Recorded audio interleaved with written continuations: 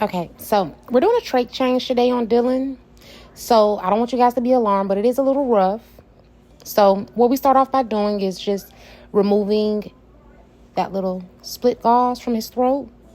Then I'm going to show you the products that we use right now. So we have an actual trach, and that's the lubricant on the paper. Well, I'm sorry, plastic bag.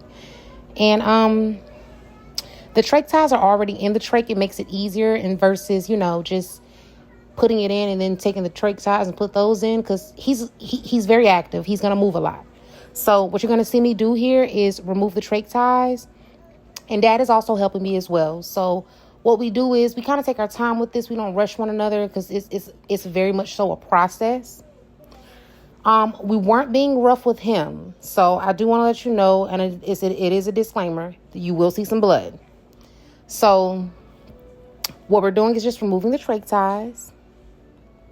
And while we're removing them, I'm going to hold it.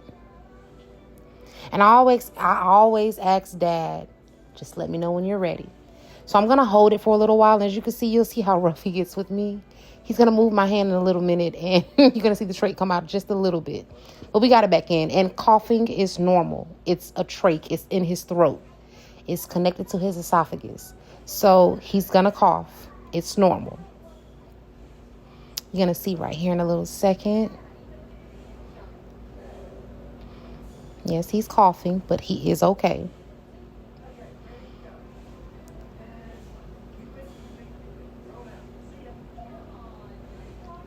And I think I'm just kind of telling Dad, like, okay, just let me know when you're ready. Then we're going to move it. But he wouldn't stay still because he doesn't like anybody touching him, especially around his throat area. He's very sensitive when it comes to the trach ties and actual trach in his throat. But we have to do what we have to do. Like I said, it's extremely hard. Somebody out there might want to see this video. But my baby's a fighter. He's always been. He has a real life story, and he's only one. So it's a lot that comes with it. You're going to see us take the trach out in a second. As you can see, it's just a little hole in his throat that we have to, maintain. And we change the trach once a week. We have to keep down, bacterial infections and every other thing else that's going on. And you want to keep that airway clear. So we always maintain and make sure that everything is, up to par when it comes to changing the trach. So in a second here, I'm going to pull it out. So he can't breathe while you're doing that. And we're not being rough with him. He just fights us on it. And Dad sticks it in. He takes the obturator out. And then we kind of connect him back to the air so he can breathe again. But we let him relax. He's not a big fan of this. As you can see, he's not a big fan of it. But, we're going to do everything we have to do. Here's where the little blood is. Little blood came out of his mouth, but he's okay. I promise you. He's very much so okay. And Dad wanted to dab it, so, But he's perfectly fine. You can see he slept through the whole entire thing.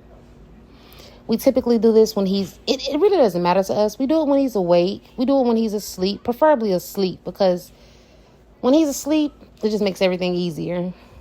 If he was awake, he would have really fought us. He's going to do a little coughing. Like I said, it's his esophagus. But he's fine. And then we're going to lift him up, and then we're going to connect the trach ties in the back so it's, maintained. It's stable. Put the trach ties on. And when you put the trach ties on, you want to make sure it's tight to the point where you can only fit one finger in. That's the protocol. If you can stick more than one finger in, it's loose, and then it'll come out. We keep an obturator and a wedge piece connected to the bed just in case an emergency situation happens. If we have to hurry up and stick the trach back in, if he pulls it out. So he's doing a little coughing, but he's perfectly fine. We raised up the air so he could breathe a little bit more. We always increase the oxygen when we're doing a trach change. But he's perfectly fine. We did a trach change successfully. And like I said, we've done about 40, maybe 50 of these.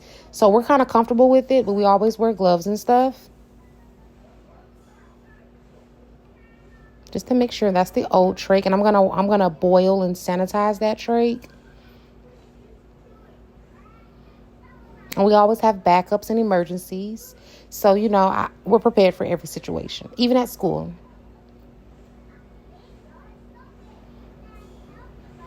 We're just making sure he's okay. Everything is flowing properly.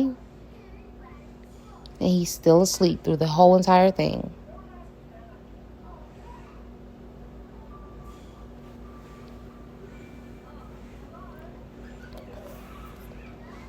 And he's going to be asleep. That's just what he does. It was nighttime, so it was an appropriate time to change it. You can see he's still asleep.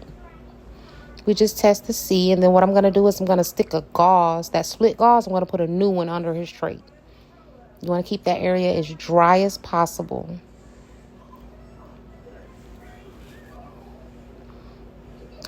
That's just us reassuring that the ties are tight enough to where it's not causing like him like choking.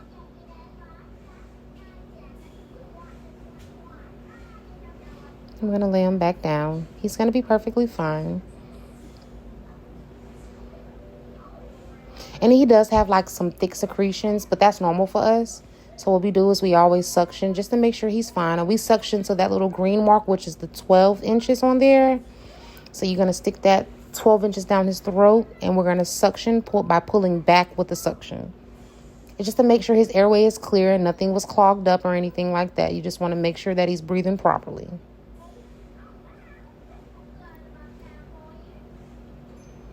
And Dylan is a NICU baby. He's been in the NICU all his life. He's been there for over a year. So we got him when he was like, 15, 16 months, probably 14, 15 months. So I'm new to this, but I'm also like, I'm doing this on a daily. And I do work a job as well. But at the same time, I'm more so home with Dylan. I don't really have the opportunity to do anything else. He is my main priority. I love my baby to the ends of earth. I would go to war about my baby. And here you're going to see me stick a split gauze under there just to put it back together and make sure that area is dry. I'm just going to take my little finger and stick the split gauze up. Like I said, everything is easier when he's asleep.